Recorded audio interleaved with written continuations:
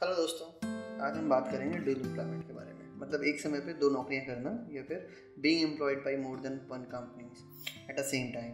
पता होगा कि लॉकडाउन के टाइम पे बहुत सारी कंपनियों ने आईटी एमएनसीज और बड़ी कंपनियों ने एम्प्लॉयज़ को वर्क फ्रॉम होम प्रोवाइड किया।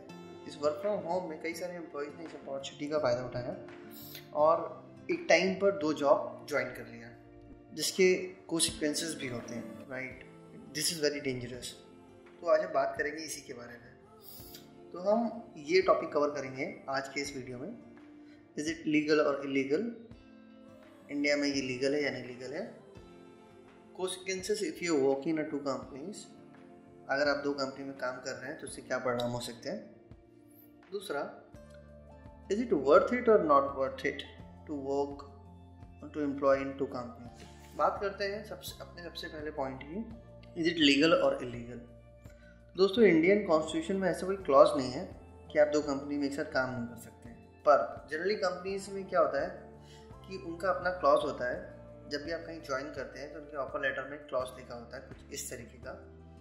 राइट, आप इस इमेज में देख सकते हो कि इसमें लिखा हुआ है कि आप एक टाइम पर दो जगह काम नहीं कर सकते हो। मतलब you can not work in two company at the same time. So अगर आपके दिमाग में भी ऐसा है, अगर आप कर रहे हो दो जगह पे जॉब या फिर you are planning to work in two company at the same time, right? So be very careful, right? तो कंपनी नहीं चाहती कि उनका एम्प्लॉय दो कंपनी में एक साथ काम करे, right? So be careful। अब हम चलते हैं अपने नेक्स्ट पॉइंट की तरफ। What are the consequences of working in a two companies? So guys, if you are working in a two companies, अगर आप दो कंपनी में काम कर रहे हैं तो उसके बहुत परिणाम हो सकते हैं, right? सबसे पहले, अगर आप किसी दो तरह की जॉब कर रहे हैं या आप सोच रहे हैं आपको दो जॉब करनी चाहिए, तो उसकी कॉन्सिक्वेंसेस हैं जो आपको पता होना चाहिए। तो सबसे पहला एक पॉइंट आता है, अगर आपके एम्प्लॉयर को पता चलता है कि आप किसी दो कंपनी में एम्प्लॉयड हैं, राइट, तो आपका जो प्राइमरी एम्प्लॉयर है वो आपके दूसरे एम्प्लॉयर को इन्फॉर्म करके कंफर्म करेगा। वो उससे पूछेगा कि ये पर्टिकुलर एम्प्लॉय हमारे यहाँ काम करता है और ये आपके यहाँ एम्प्लॉयड है, तो उसके कंफर्मेशन के बाद आपको दोनों जगह से टर्मिनेट कर दिया जाएगा।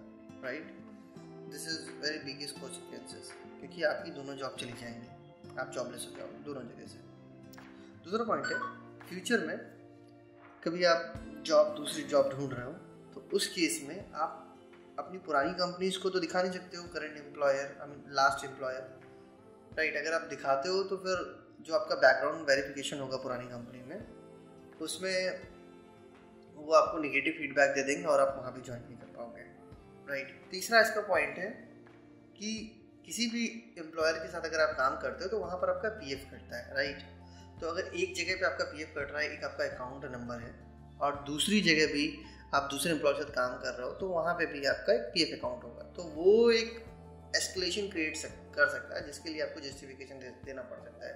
क्योंकि ईपीएफओ में पता चल जाएगा कि आपका दो जगह से पीएफ कट रहा है, जिसमें ये थोड़ा सा प्रॉब्लम हो सकती है ईपीएफ को लेके। तो आपका जो पुराना पीएफ फंड है फिर वो भी फंस जाएगा, फिर वो आप विड्रॉ नहीं कर पाओगे। तो please be careful. Fourth point है हमारे पास कि ये मेंटल जो हमारी हेल्थ है और जो जॉब एफिशिएंसी उसको भी इफेक्ट करता है। Let me tell you why.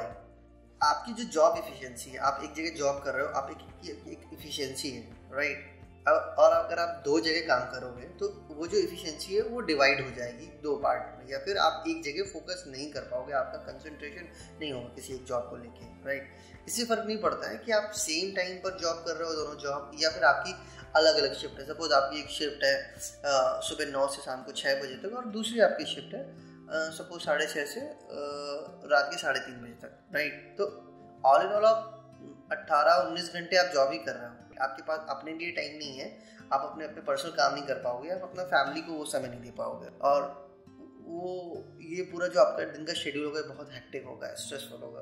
तो ये कहीं ना कहीं आपकी मेंटल हेल्थ को इफेक्ट करेगा और बहुत ज़्यादा दिन तक आप इसको मैनेज भी नहीं कर पाओगे। So this is very painful. So हम अपने लास्ट टॉपिक की तरफ बात करते हैं, इज इट वर्थ इट और नॉट। तो दोस्तों, मेरे ओपिनियन के अकॉर्डिंग मुझे नहीं लगता है ये वर्थ है, क्योंकि इसके रिस्क बहुत ज़्यादा है।